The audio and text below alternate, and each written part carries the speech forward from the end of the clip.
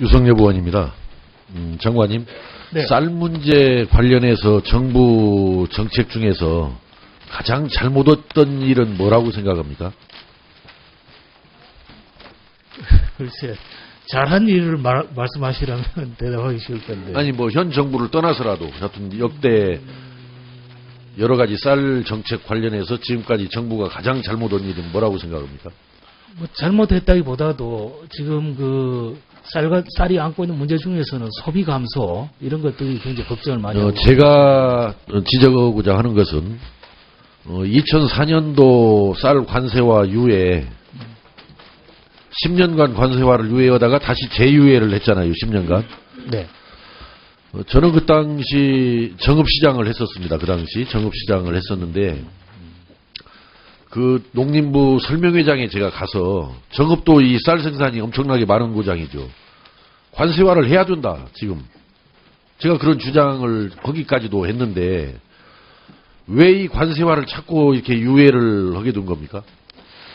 뭐 여러 가지 이유가 있을 것 같습니다. 그 당시의 그 상황에 대한 뭐 이 정확한 진단 이런 부분도 좀 판단도 부족했고 여러 가지 사회적 공감대를 형성하는 데에도 좀 그 우리가 좀 미약했지 않나. 저는 이 문제가 정부가 신뢰를 잃어버렸기 때문에 관세화를 유예하는 것이 바람직하지 않음에도 불구하고 그런 국민들을 설득하지 농업인들을 설득하지 못해서 이렇게 불합리한 상황이 20년간 지속이 된 거죠.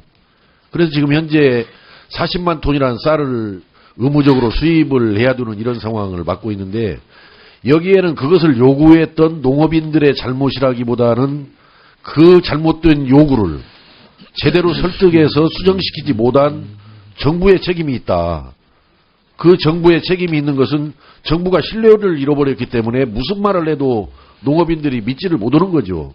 그러다 보니까 이런 상황이 왔던 것인데 밥쌀용 쌀 문제요. 지난해 우리 정부에서는 이제 쌀 관세화로 전환을 하게 되면 밥쌀용 쌀 수입은 하지 않을 것이다라는 그런 뉘앙스의 그런 취지의 말씀을 정부가 해왔습니다. 사실은. 물론 뭐 장관님께서는 지난번 상임위 회의 때도 뭐 그렇게 말한 적이 없다라고 했지만은 우리 예산심사 과정에서라든가 기타 상임위 현안 보고 과정에서도 밥쌀용 쌀은 마치 관세화가 되면은 2015년부터는 의무에서 해방이 되기 때문에 안 할 것으로 이렇게 말씀을 해왔단 말이에요. 그래서 가장 저는 중요한 것은 밥쌀용 쌀을 수입하고 안 하고가 중요한 문제가 아니라 정부의 농정이 우리 농업인들로부터 국민들로부터 신뢰를 회복하느냐 못하느냐 문제가 굉장히 중요한 문제라고 봐요. 우리 중장기적으로 봤을 때. 그래서 작년도에 그렇게 밥쌀용 쌀 수입을 하지 않을 것처럼 그런 뉘앙스의 이야기를 해왔단 말이에요. 정부가. 차관께서도 예산심사 소위에 와서도 그런 말씀을 하셨고 장관께서도 그렇게 하셨단 말이에요. 그러니까 정부 신뢰를 회복하는 것이 무척 중요합니다. 밥쌀용 쌀 12만 톤 들어오고 안 들어오고는 그렇게 중요한 문제 저는 아니라고 봐집니다. 12만 톤이 들어와도 지금 큰 충격 저는 없다라고 생각하거든요. 사실은. 그래서 밥쌀용 쌀은 절대 더 수입을 해서는 안 된다라고 생각하는데 어떻게 생각합니까? 네, 지난해에 우리가 쌀 관세화를 선언을 할 때에 그때에 제가 말씀을 드렸던 것 중에 하나가 이제 부수되어 있던 몇 가지 조건들 어떻든요. 정부로서는 이게 관세와 협상을 해가는 과정에서 밥쌀용 쌀을 너무 일방적으로 끊어버리면은 그 협상 전략상 불리하다라고 취지로 지금 현재 금년에는 적어도 수입을 해줘야 한다 이런 입장인데 하여튼 그 문제를 잘 제고해 보십시오. 물론 정부의 신뢰라는 문제 측면에서 잘 한번 제고를 해주시고요. 의원님께서 잠시만 양해를 해주신다면 제가 그 부분에 대해서 두 가지 설명을 하겠습니다. 오후에 또 질문들이 나올 거니까 지금 시간 관계상 정부가 신뢰를 잃어버리고 있는 게 굉장히 많아요. 그동안에 각종 FTA 대책으로 얼마를 지금 제시한 거죠. 정부에서. 물론 농림부에서 제시한 것이 아니고 정부 전체적으로 부처 간 협의를 통해서 제시한 건데 각종 지금 FTA 대책으로 29조 8,782억 원을 제시했습니다. FTA 대책비로. 그런데 해마다 농업예산의 비중은 줄어들어요. 지금 2011년도 농업예산이 전체 예산에서 차지하는 비중이 4.8%. 2015년도 금년도는 3.7%로 떨어졌죠. 내년도 예산을 보니까 또 이것이 3.69%로 또 떨어져요. 이것이. 그러니까 이 농업인들이 FTA 맺으면 피해 발생하고 피해에 대해서는 정부가 충분하게 대책을 세워서 피해 보전을 해주겠다. 그러고 무려 29조 8,782억 원을 제시를 했습니다. 그런데 갈수록 정부 예산에서 차지하는 농업 예산의 비중은 줄어들기만 하는 거죠. 이러니 농업인들이 국민들이 농림부를 정부를 믿지를 못하는 거죠. 신뢰가 형성이 안 되는 거예요. 그러니까 뭘 한다라고 해도 믿지를 못하고 지금 현재 오늘 전국적으로 밥살용 쌀 반대 집회가 전국적으로 벌어지고 있는 거 보고 받으셨죠? 네. 저는 뭐 이 쌀에 대한 영양 문제 이런 문제를 떠나서 밥살용 쌀은 중단을 저는 하는 것이 정부 신뢰 회복을 위해서 맞다 이렇게 봐지고요. 또 협상 전략으로도 그렇게 좀 정부가 세게 가야 513%를 관철할 수 저는 있다라고 이렇게 생각을 하고 제가 생각할 때는 우리 이제 지금부터 그러면 쌀 대책으로 가장 중요한 것은 뭐냐면은 쌀 감산 정책이라고 생각합니다. 적어도 의무 수입 물량 40만 톤 정도는 감산을 해야 된다. 금년도 쌀 생산량이 얼마죠? 예상량이? 글쎄 뭐 풍량이 정확히는 어렵습니다. 대략 한 예상을 400만 톤 조금 덜 되게 지금 예상을 하고 있습니다. 그래서 그 중에서 저는 40만 톤 정도를 감산을 시켜야 한다. 지난번 상임위 때도 제가 그런 제의를 했습니다마는 그러한 대책이 뭡니까? 쌀 감산을 위한 정부의 대책이 뭡니까? 무슨 그 타작물에 대해서 그 콩이라든지 이런 작물에 대해서도 수매도 좀 하고 또 담리작이라든지 이런 것들에 대해서도 우리가 그 직불금 같은 걸 좀 늘려주면 쌀 감산을 위해서 내년도 예산 쓴 것이 얼마가 썼습니까?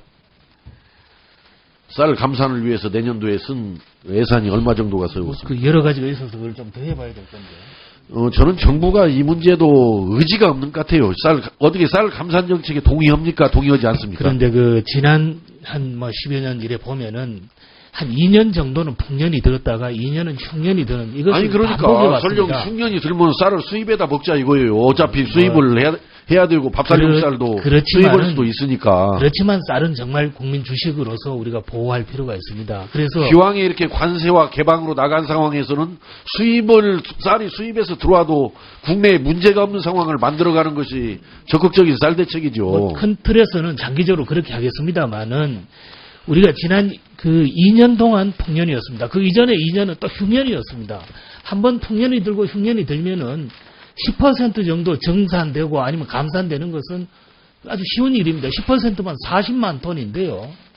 우리 장관님께서 이 수치를 잘 기억하지 못하실 거고 기획관리실장 나오셨죠. 내년도 예산 중에 한중 FTA 대책비가 얼마 썼습니까? 한중 FTA 그 직접 피해 대책의 경우에는 1,500억 정도는 10년간 1,500 정도 피해가 나는 쌀 것으로. 개방 대책비는 얼마가 썼습니까? 내년도 예산 중에 쌀 개방 대책비는 얼마가 썼습니까? 쌀 개방 대책비는 전체적으로 파악을 다시 한번 해봐야 될 것 같고요. 지난번에 관세화를 한다고 할 때 우리한테 국회의원한테 분명히 보고가 관세화를 하게 되면은 쌀 산업 보호 육성을 위해서 이렇게 하겠다 해서 엄청나게 제시했잖아요. 그 자료를 저희들이 모아서 설명드리고. 그런 정도가 얼마가 썼는지를 관리하지 못하고 있는 정부한테 과연 쌀 관세화를 했을 때 쌀 산업 보호 육성을 위해서 이렇게 대책을 하겠다라고 정부가 발표한 정책을 믿어줄 수가 있겠냐 이거요.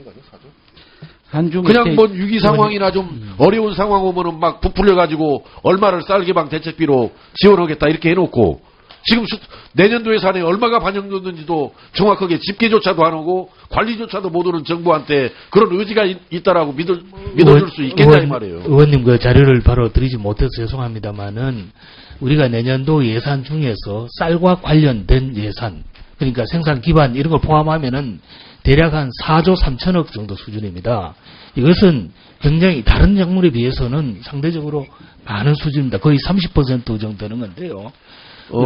장관님 알겠습니다. 이따 자료를 좀 주시고요. 그런 정도는 저는 탁탁 관리가 되어야 이 정부가 정말 진정성 있는 의지를 가지고 쌀 개방에 대비하는 것이고 한중 FTA에 대비하는 거지 전혀 주먹구구식이에요. 전혀 말로만 보고서에다만 넣어놓고 그냥 잊어버리는 이런 대책으로 일관하고 있어요.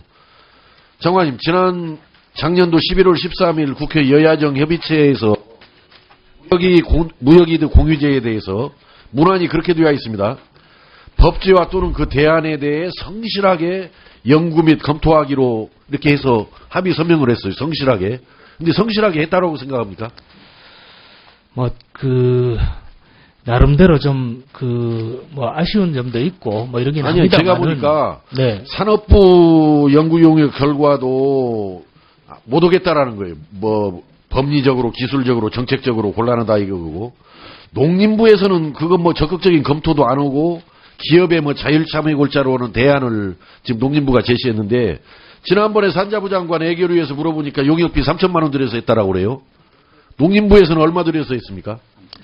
그 정도 농림부도 드렸습니다. 그러면은 3천만 원, 2천만 원 그렇게 들여가지고 예산 연구 용역을 하는 것이 성실하게 연구한 겁니까? 의원님 보시기에는 좀 부족한 점이 있습니다만은 이것은 연구 그 자체도 중요하지만은 사실은 공감대를 형성해내는 것 이런 것이 중요하다고 봅니다. 아니, 그러니까 이제 이것은 방안을 만들어 내놓고 이걸 가지고 부담해야 할 사람들 또 수혜를 받아야 할 사람들 간에 이제 공감대를 형성하는 거고 네. 아예 의지가 없어요. 의지가. 지난번에 산자부 장관이 산자부 용역비로 3천만 원 드렸다라고 나중에 확인해 주니까 우리 보좌관이 뭐라고 그러는 줄 알았어요? 나한테 50만 원만 주어도 그 정도는 정리해내겠다라고 그래. 우리 보좌관이 아이가. 그동안에 찬반 의견들이 수도 없이 나왔죠. 그런데 고작 3천만 원 들여놓고 연구 검토해보니까 법리적으로 안 돼. 법리적으로 뭐가 안 돼? 수입기여도는 왜 적용했습니까? 수입기여도 용역했습니까? 아니면은 공무원들이 개발했습니까? 연구를 여러 가지로 연구를 많이 해서 여기에서 책임있게 좀 답변을 해주세요. 수입기여도 그 개념을 만들어낼 때 용역을 해서 만들었습니까? 정부 내에서 만들었습니까? 당시에 감사원 감사를 받았습니다. 근데 저희들이 기준을 만들 때 FTA에 의한 피해만 지원을 해야지 왜 일반 피해까지 지원을 하느냐는 지적이 있어가지고 그래서 이제 그 수익 비효도라는 개념이 이제 도입이 아니 그러니까 수입 비효도를 만들 때 용역을 했어요, 안 했어요? 그 개념은 감사원 때문에 들어왔고요. 우리가 네. 계산할 때는 용역을 줍니다. 해가지고 실제로 어느 정도 수익 기여도가 제가 산정이 알기로는 되는지는 수입 기여도 할 때는 용역 안 한 것으로 알고 있습니다. 기여도 개념은 아까 말씀드린 대로 그 감사원 감사 때문에 도입을 했는데 최종적으로 수익 기여도가 얼마냐 산정할 때는 저희들이 직접 할 수 없으니까 용역을 주어가지고 그러면 그 용역 결과 보고서 이따까지 자료를 내주고요. 수입 기여도 도입할 때 그 용역은 그 결과 보고서 제출해 주시고 수익 기여도 산정할 때 용역을 한다는 그걸 말씀입니다. 도입할 때 수입 예. 기여도를 대통령령에다가 어디 규칙에다 넣었잖아요. 아니 그게 아니고요. 규칙에다가 무역 FTA로 인해서 피해난 무역 규모만큼을 산정해 낼 때는 예.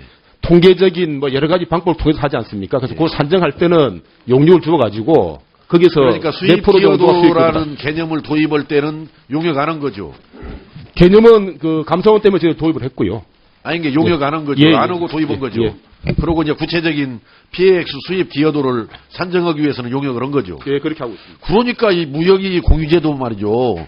이런 건 2천만 원짜리, 3천만 원짜리 용역 안 해도 공무원들이 정부가 의지만 있으면은 만들어낼 수, 도입할 수 있어요, 이 문제를.